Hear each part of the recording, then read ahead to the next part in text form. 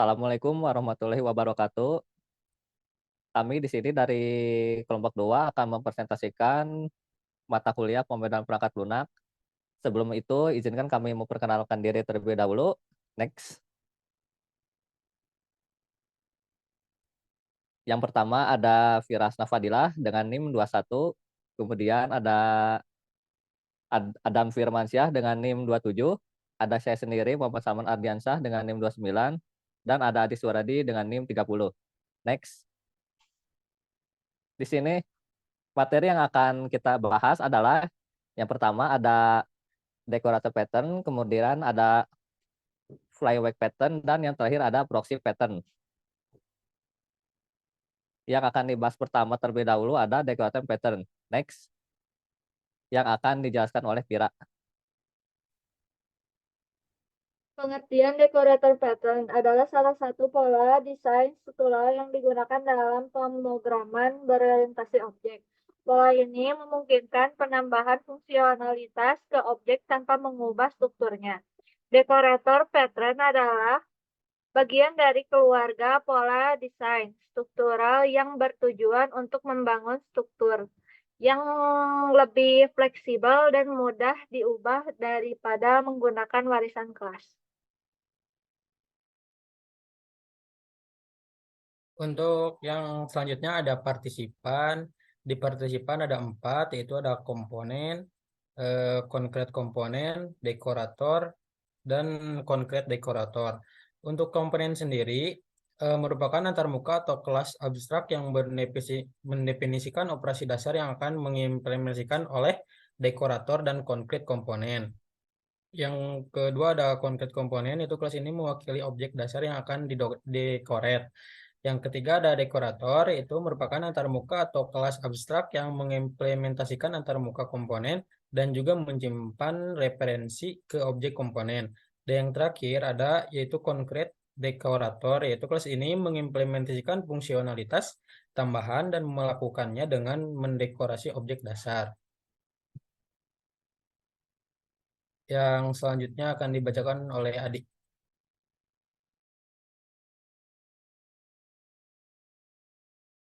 Tujuan terdapat 3 poin, yaitu poin pertama fleksibilitas dan dinamisme. Decorator pattern memungkinkan penambahan fungsionalitas baru ke objek secara dinamis. Kita dapat menambahkan atau menghapus decorator tanpa mengubah struktur dari dasar objek. Poin kedua, menghindar warisan yang berlebihan. Pola ini mengganti warisan kelas yang dapat menyebabkan hierarki kelas yang rumit dengan banyak tingkat pewarisan. Poin ketiga, komposisi yang dinamis. Objek dapat didekorasi dengan cara yang berbeda pada waktu eksekusi. Hal ini memberikan tingkat fleksibilitas yang tinggi. Next. Nah, ada 2 poin, yaitu kelebihan dan kekurangan.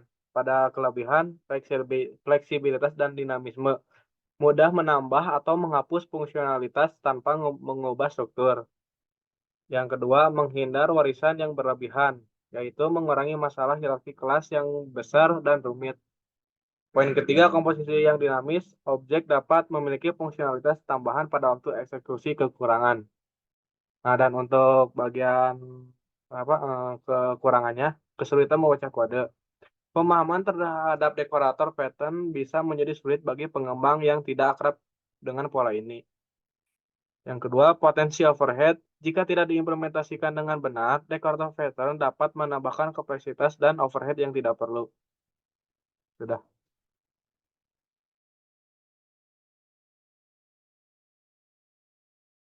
Kemudian ada studi kasus. Contoh umum penerapan decorator pattern adalah pada sistem pembuatan kopi.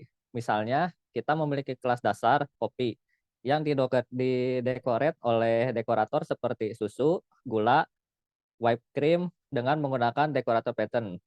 Kita dapat membuat kombinasi kopi yang berbeda dengan menambahkan atau menghilangkan dekorator tanpa mengubah struktur dasar kopi. Sehingga kita dapat dengan mudah membuat kopi dengan fungsionalitas tambahan seperti kopi dengan susu atau kopi dengan gula tanpa harus membuat hierarki kelas yang rumit. Next. Selanjutnya yang akan dibahas adalah flyweight pattern. yang akan dijelaskan oleh Vira kembali.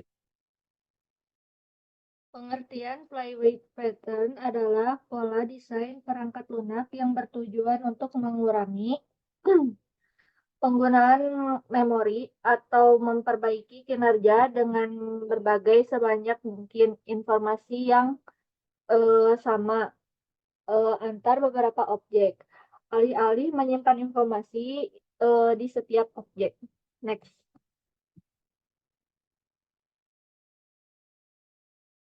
Untuk partisipannya sendiri yaitu ada tiga, yaitu eh, Playwag, ada concrete Playwag dan unshared concrete Playwag. Itu yang pertama mewakili objek yang memiliki data internal yang dapat dibagikan dengan objek lain. Ini menyimpan status intrinsik yang bersifat tidak berubah dan dapat dibagikan.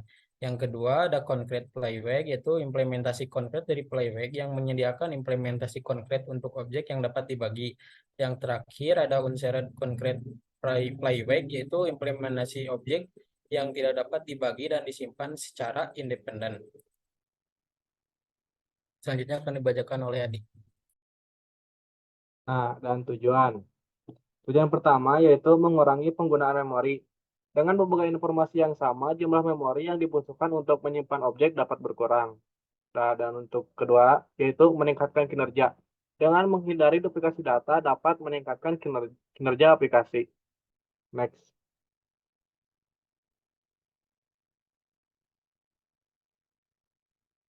Nah, dan untuk kelebihan dan kekurangan, kita bahas dari yang kekurangannya dulu, yaitu kompleksitas. Menambahkan lapisan ekstra dan pemisahan objek dapat meningkatkan kompleksitas kode. Yang kedua, ketidakcocokan dengan semua kasus. Tidak semua objek dapat diubah menjadi flyweight, terutama jika memiliki banyak status eksentrik. Nah, dan untuk kelebihannya, efisiensi memori. Mengurangi konsumsi memori dengan berbagai data di antara objek. Nah, yang kedua, peningkatan kinerja dapat meningkatkan kinerja karena mengurangi beban data yang sama berkali-kali. Next. Kemudian untuk studi kasus dari Flywag pattern sendiri adalah dalam penggunaan font pada pengolahan dokumen, Flywag dapat digunakan untuk menyimpan informasi font yang bersifat umum, dalam kurung seperti jenis huruf, ukuran, warna, dan berbagi informasi tersebut antara berbagai teks dalam dokumen, mengurangi beban memori yang dibutuhkan untuk menyimpan data font yang serupa. Next.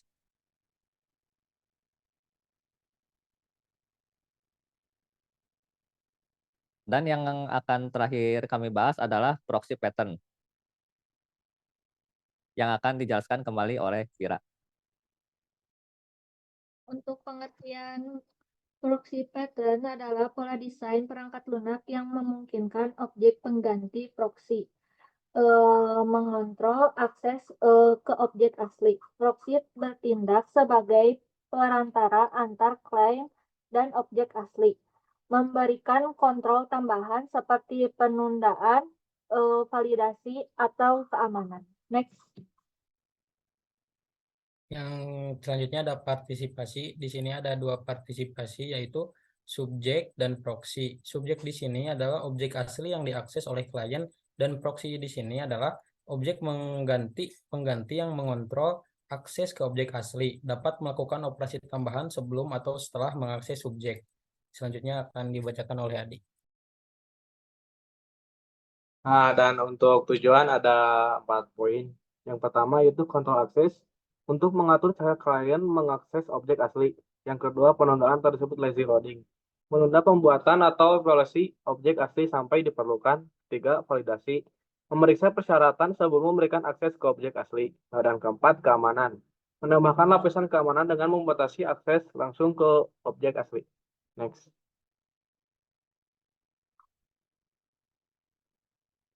Nah, dan ada kelebihan dan kekurangannya. Kita bahas dari kelebihannya, yaitu pertama, kontrol akses memungkinkan pengontrolan akses ke objek asli. Poin kedua, penundaan efisien untuk membuat objek hanya jika diperlukan. Dan untuk bagian keamanannya, menyediakan lapisan keamanan tambahan. Dan untuk kekurangan, kompleksitas menambahkan lapisan kompleksitas dengan menambahkan objek proxy. Yang kedua, keterbatasan tidak selalu sesuai dengan semua jenis objek. Next. Kemudian ada studi kasus proxy pattern. Contoh penggunaan proxy pattern adalah ketika sebuah aplikasi menggunakan proxy untuk mengakses gambar dari server jarak jauh. Proxy dapat menunda pengambilan gambar hingga saat diperlukan atau membatasi akses terhadap gambar tertentu berdasarkan aturan keamanan. Mungkin itu saja dari kelompok kami. Mohon maaf apabila ada kesalahan. Wassalamualaikum warahmatullahi wabarakatuh.